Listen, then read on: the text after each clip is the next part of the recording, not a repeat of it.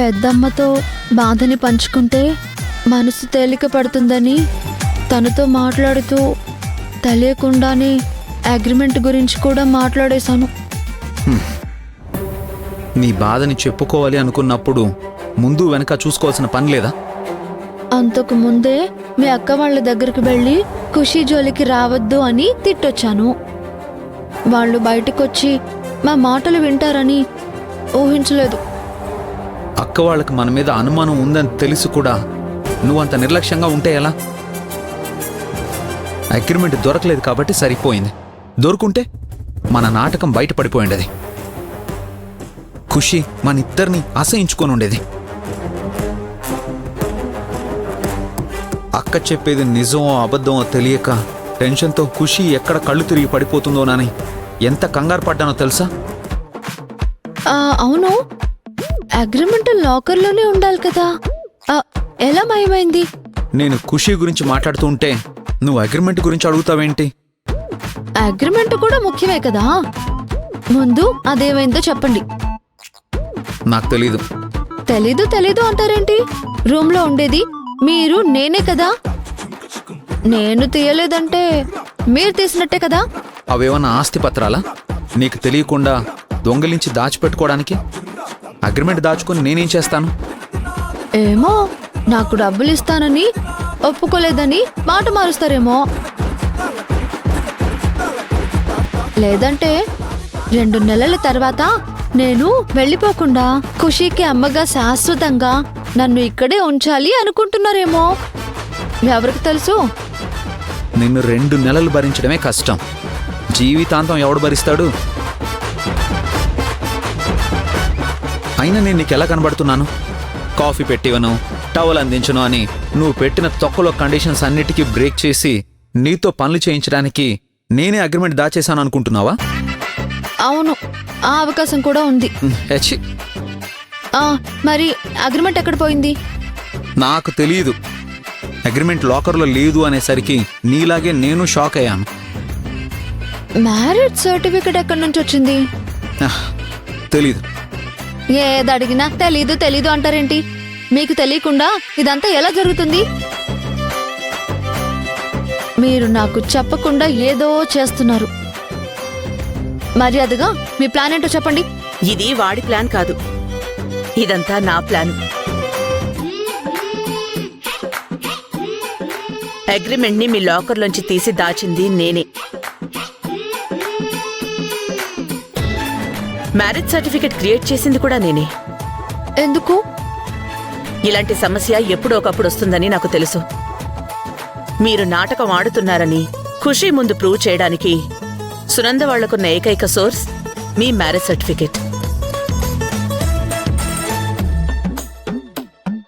అందుకే నువ్వు ఈ ఇంటికొచ్చిన మరుసటి రోజే నేను మ్యారేజ్ సర్టిఫికెట్ ని క్రియేట్ చేశాను.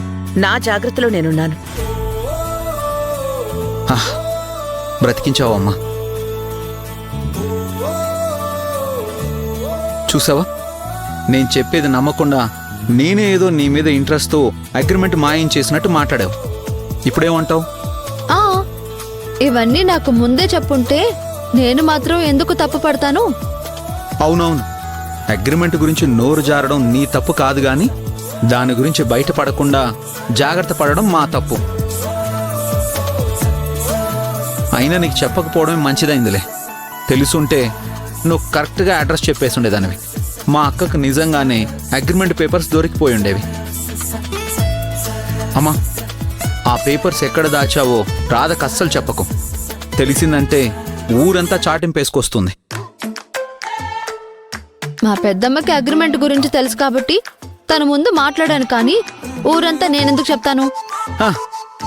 నువ్వు ప్రత్యేకంగా చెప్పాల్సిన పని లేదు. ఇలా గయ్యాళ్ళ గొంతేసుకుని అరిస్తే అందరికీ తెలిసిపోతుంది. నేను గయ్యాలునా? అయితే మీరు గండు పిల్లి.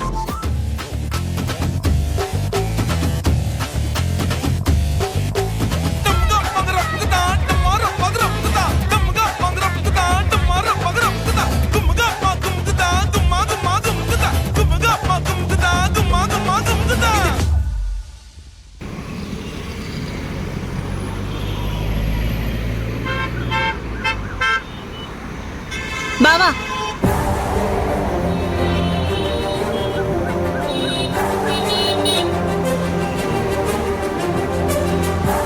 రోడ్డు మీద మాట్లాడాల్సిన పరిస్థితి కూడా మన మధ్య వస్తుందని నేను ఊహించలేదు బావా. ఇంకా వరసలు మర్యాదలు ఏంటి మంజు? ఖుషీని మనకు అప్పగించమని అడుగు. అది జన్మలో జరగదు. నా కూతుర్ని నా నుంచి లాక్కునే హక్కు మీకు లేదని చాలాసార్లు చెప్పాను. కూతురి మీద అంత ప్రేమ ఉన్నప్పుడు తనని కాపాడుకునే బాధ్యత కూడా ఉండాలి కదా బావా. నేను ఖుషీని కాపాడుకోలేను అని మీకెవరు చెప్పారు? ఏంటి నువ్వు కాపాడుకున్నది? ఖుషి అంటే నాకు ప్రాణం, ఖుషియే నా జీవితం అని నువ్వు చెప్పిన మాటలన్నీ అబద్ధం. కేవలం కేసు గెలవడం కోసం నువ్వు ఖుషి మీద ప్రేమ ఉన్నట్టు నటించావు. నీకు అనుకూలంగా తీర్పు రాగానే ఇంకో పెళ్లి చేసుకొని నా మనవరాల్ని నిర్లక్ష్యం చేశావు. నా పర్సనల్ విషయాల్లో జోక్యం చేసుకోవాల్సిన అవసరం మీకు లేదు. కానీ ఖుషి విషయంలో ప్రశ్నించే హక్కు మాకుంది. ఖుషి మాకు దగ్గరైతే నీకు దూరం అవుతుందన్న భయంతో మేమున్నామన్న విషయమే ఖుషికి తెలియకుండా పెంచావు కదా. అలాంటప్పుడు ఖుషి ప్రాణాల మీదకి తీసుకొచ్చిన ఆ రాధని వెంటనే ఇంట్లోంచి గెంటేయకుండా ఎందుకు క్షమించి వదిలేసావు బావా? నీకు ఖుషి ముఖ్యమా, ఆ రాధ ముఖ్యమా?